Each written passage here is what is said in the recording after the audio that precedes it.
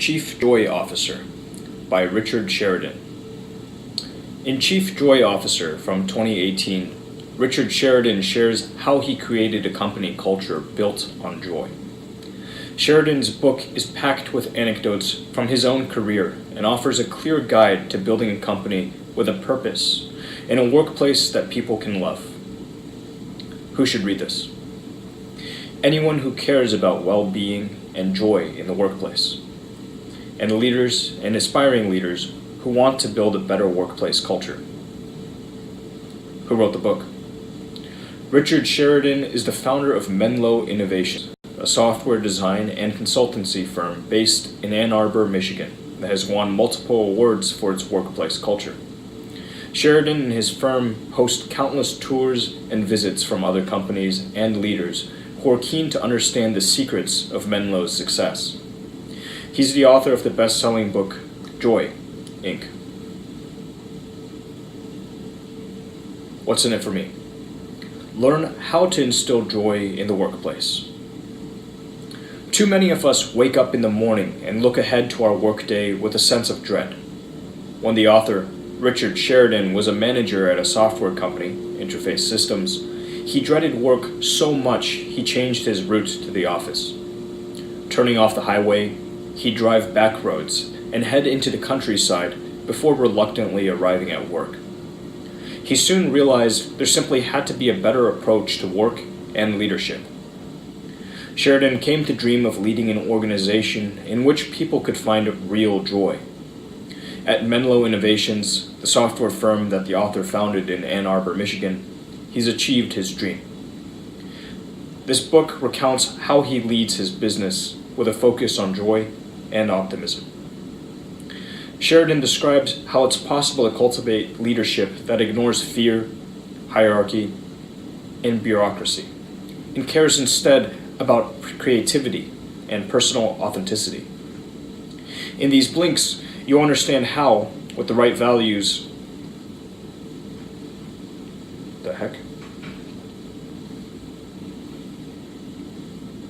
In these blinks, you'll understand how, with the right values, approaches, and systems, it's possible for anyone to do the same. In these blinks, you'll learn what the author's 10-year-old self taught him about business, why humility is a key leadership quality, and why interview candidates should be encouraged to care for one another. Joyful leaders embrace authenticity and humility and encourage others to do the same. Do you show your authentic self in the workplace? Or are office you and home you different people? Too many people feel unable to be their authentic selves in the workplace. A local nonprofit organization called L's Place once visited Menlo, the author's company, to share its story. L's Place helps young people process grief after the loss of a family member. One of the exercises they run uses a white plastic mask, the kind you might see at a costume party. The teenagers are encouraged to write, on the outside of the mask, what emotions they shared with the world. Things like, "I'm feeling better," or "I'm hanging in there." But on the inside of the masks, the children would write how they really felt, with sentences like, "When will the hurt stop?" or simply, "Scared." When they shared their masks, they realized, often for the first time, that other people experienced the same feelings. The exercise allowed them to be authentic in a safe environment, and therefore to process their overwhelming emotions. Sharing our true emotional state, the inside of our masks, in the workplace is hard, particularly for leaders who feel they should, like the hurting teenagers, put on a brave face and hide their vulnerabilities. Read the outside of a leader's mask, and it might say words like confident, ambitious, or strong. But inside, words like stressed, anxious, and overwhelmed might show up. And just like with the teenagers, perhaps they might take comfort in sharing their masks with their colleagues and fellow leaders. It may be counterintuitive to embrace the vulnerabilities that come with true authenticity.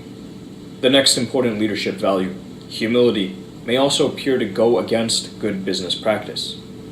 If your business is humble, won't your more confident competitors trample all over you? Well, for the author, humility is all about considering others and acknowledging that all work in a business is noble. That's why the author often cleans up after client lunches. It's why every morning he empties the office dishwasher. If keeping things tidy is a behavior he wants to instill in his organization, he should be willing to follow through on that himself. As a result, he has a happy team, content and humble enough to do anything that he might ask of them. Joyful leaders are optimistic leaders who are willing to take a chance and believe in success. What color hat do you wear? The psychologist and philosopher Edward de Bono wrote a book, first published in 1985, called 6 Thinking Hats, in which he set out 6 different approaches to thinking through any situation. The white hat wearing thinker, for example, sees any situation solely through a prism of cold, hard facts. Someone wearing a red hat, by contrast, would consider only the emotion of the moment. The black hat is often regarded as the engineering mindset, considering all that could go wrong, how, and why. We need this kind of thinking. Without it, buildings in earthquake zones would topple. But leaders can't afford to get bogged down with this thinking alone. They need to put their yellow hats on, too. The yellow hat is an optimistic outlook that is oriented towards success, considering from the start that success is a strong possibility. When an organization has plenty of people looking at things from the perspective of a white, red, or black hat, sometimes it needs its leader to be wearing a yellow hat, so that they can provide optimism and engagement. In practical terms, that can involve just saying, "That seems like a great idea. Let's do it." Leaders from all over the world, from brands like GM, GE, Coca-Cola, and McKinsey, have visited the author's company to learn how it built such a joyful culture, with a minimal hierarchy and a highly engaged team. They're usually inspired and ask what they could do as a leader that would make a difference. The author always says, "Abandon your office and move onto the floor with your people." This advice is often met with nervous laughter, and the advice is rarely followed. But one visitor, Ron Sale, then leader of GE Global Services in New York, did just that. He gave up his own office, tore down the rest of the walls dividing his team, and embraced face-to-face conversations and team spirit. The result? His team loved him. Others at GE now want to emulate his way of working. GE even named the training center after him. By tearing down walls, Ron had embraced the optimism and joy that said, "Why not just try it?" So embrace optimism. If you have an idea for something that might make your organization more joyful, don't get stuck in black hat thinking and examine every way it might go wrong. Just do it. Serving others offers the greatest joy, so build your organization around it. In 1968, the author's mom ordered a new bookshelf. At that time, getting new furniture was a big deal, and his mom was excited. The author decided he would surprise his parents while they were out. So, at just 10 years old, he carefully assembled the bookcase himself, arranged some books, hooked up their stereo, and had his mom's favorite record playing when they walked in. His dad looked on, speechless, and his mom actually cried. It was a joyful moment to see their reactions. This moment taught him a lesson that has influenced his business career. That true joy comes not from creating things for ourselves, but from serving others. So try to build a culture focused on serving people. There's an old story about 3 bricklayers, which shows how this instills joy. A passerby asked the 3 men what they were doing. The first replied that he was laying bricks. The second one said that he was building a wall. The third, with a wide, proud smile, he said that he was creating a cathedral. The third man was joyful because he felt that his work was serving others. This goes to show it's possible to focus on serving others, whether your business or your role. It's as simple as cleaning tables. The author used to indulge in a McDonald's meal when he would fly out of the Detroit airport. He always noticed an older McDonald's worker, Mike. His job was to clean away trash and wipe tables. Mundane but important tasks he did with great care. But he didn't just keep things clean. He served. If he saw that you didn't have a napkin, he'd offer to get you one. Then he'd make small talk and wish you a pleasant flight. Small touches, perhaps, but a remarkable attitude nonetheless. Once, the author noticed that a younger man had taken Mike's place, and, to the author's surprise, this man also went out of his way to offer assistance and a kind word. When the author tracked down the branch manager, the manager said that it was no coincidence. He felt a little kindness and care went a long way in a competitive retail environment, so he'd established a culture built around service. The branch manager wasn't just a manager. By building an effective culture, he showed that he was a leader. Let's take a look at that crucial difference in more detail. Valuing leaders, not bosses, and embracing a non-hierarchical culture will lead to a better organization. What's the difference between a leader and a boss? Well, a boss tells you what to do using the authority of their position. A leader influences and motivates. A boss demands adherence, whereas a leader cultivates thinking, teamwork, and a let's get things done together attitude.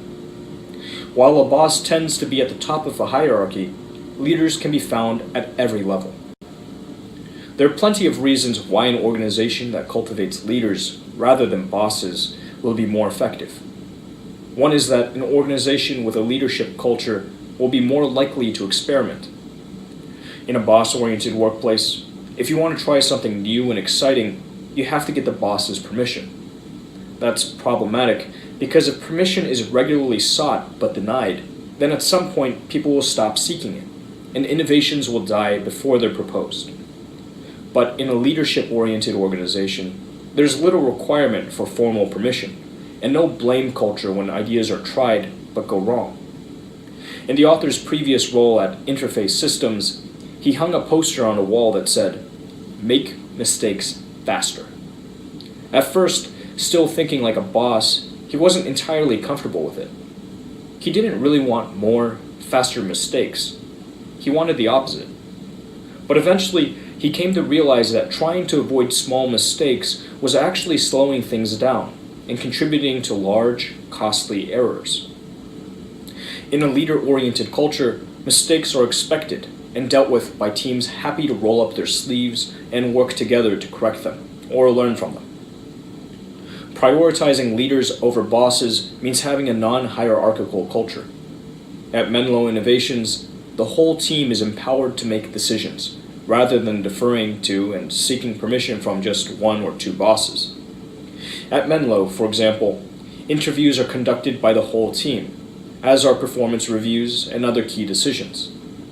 It's such a radically non-hierarchical organization that when a guest asked Menlo team members who they reported to, they were stumped.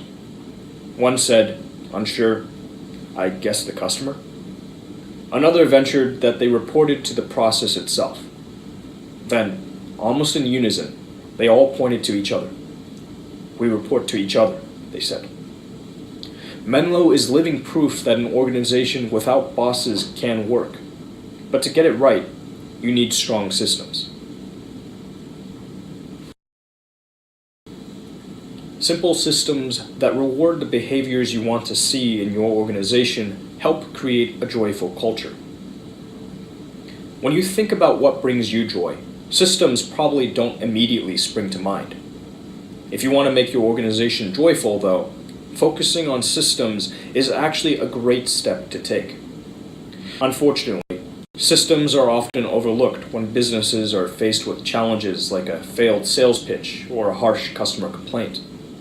These are often put down to chance or a lack of work ethic. A good leader, however, will consider that it might be the result of a flawed system. System thinkers approach an organization in terms of its systems and processes. They consider the way work is allocated and monitored, or how certain tasks can be made simpler. Systems thinkers are always looking for ways to make things better. Take Menlo's time tracking system, for example. Every week, everyone in the business submits a timesheet detailing the time they worked on each task, accurate to every 15 minutes. This simple system enables them to make reliable predictions about the time needed for future projects. This reduces the need for excessive overtime, which in turn reduces bugs in software and the anxiety and low morale that come from being over. So, systems are important. But how do you design them in a way that brings joy? Well, one key factor is to create policies that reward the positive behaviors that you want to encourage. The author once advised Dominique Koester, an R&D team leader for an automotive supplier, on how to generate the kind of team collaboration that Menlo enjoys. Koester had taken the author's advice by opening up the office space to facilitate more spontaneous conversation. As a result, team collaboration improved. But after a few months, things had stalled. The author stumbled upon a solution when he asked Koester what they celebrated as a team. The answer was that each time a patent was issued, the individual who had been granted the patent received a plaque, often presented by senior management flown in from Tokyo. Bingo. The author pointed out that while Koester wanted to cultivate team thinking, he was celebrating individual achievement. Soon after, Koester's team started rewarding the whole team behind the patents, from engineers to accountants. They changed their system, and behavior in the organization changed as a result. It's important to build a team that cares. Do the people in your organization truly care about one another? If not, have you considered how much more joyful your workplace would be if they did? To build an ethos of caring for one another, consider the systems you have in place relating to your people. Recruitment would be a great place to start. Potential recruits at Menlo are given a clear message about the company's ethos from the beginning. In their first interview, candidates work in pairs to complete a joint task. They're also given clear instructions. They might be competing, but they must help one another in order to get a second interview. If one partner is struggling, the other should help them out. If one seems nervous, the second should try to put them at ease. Employees learn from their very first encounter with Menlo that it's an organization in which colleagues look out for one another's interests rather than their own. They quickly learn to embrace the shared responsibility of supporting one another. For example, one Menlo employee was struggling with punctuality and occasionally not making it to the office at all due to problems at home. In many businesses, this situation may have resulted in a firing. At Menlo, though, another colleague volunteered to pick the employee up every morning and bring him to the office. This gave the troubled employee the extra push he needed to make it to work, probably saving him his job. On other occasions, caring for others simply means thinking about each other as people, not just as employees. The author's assistant, Anna, coordinates his life and helps arrange his busy schedule of international speaking engagements, as well as tours and visits to Menlo's offices. In 2015, the author gave over 40 talks around the world. He enjoyed the work, but it was a bit too much for him. Before he even had to say anything, Anna told the author she was refusing any requests for December that would involve travel. Having some family time, she said, was more important for him. Caring is important, but so is sharing, specifically sharing knowledge and experience. Organizations that embrace learning together are more joyful and more likely to survive. Your business may be under threat, and you don't even know it. Borders Books was founded in 1971. Hugely successful, in its last year of operation, it employed almost 20,000 people. Amazon was only founded in 1994, but by 2011, it had put Borders out of business. Borders had 17 years to learn how to survive in a new, internet-dominated world, but it couldn't. If there's one lesson to learn from this, it's that leaders need to be active, continual learners. As Peter Senge, a systems scientist at MIT, says, the only long-term source of competitive advantage is a business's ability to learn more quickly than its competition. So, how can you build a learning culture? First, try to establish strong reading habits within your team to generate excitement and imagination about new ideas. The author's co-founder, James Gebel, sometimes comments that Menlo never invented anything. They stole every idea they ever had from a book. There are a couple of practical things you can do to build a reading culture. The first is simply to make books available. Create a free library. Don't worry if books go missing. If a particular favorite is always unavailable, buy a second copy. You can then go one step further and start an in-house book club, or a lunch and learn session, where one team member shares insights from a book they've read. Not only is this a great way to spread new ideas, but it can also help build presentation skills. The second is to let your people teach each other. The most important thing that Menlo has done to enable a learning culture is pairing its people together. Almost all colleagues, from programmers to project managers, work in pairs. Programmers work with other programmers, and project managers work with other project managers. They sit together and work through each task. And because pairs change every week, colleagues are constantly learning. They learn from one another's experiences, strengths, and even weaknesses. When someone has an idea, they must lead their paired colleague toward it, thinking out loud, articulating their vision, and answering questions. This makes continuous learning part of the process. And that doesn't just make your business more resilient and prepared for the future. It creates a business in which people are constantly enjoying learning and teaching, exchanging views and expanding their horizons. A business that brings joy. Final summary. The key message in this book. Too many people face their workday with a sense of dread, but it doesn't have to be this way. If you're a leader, there's some simple things you can do to build a culture that generates joy.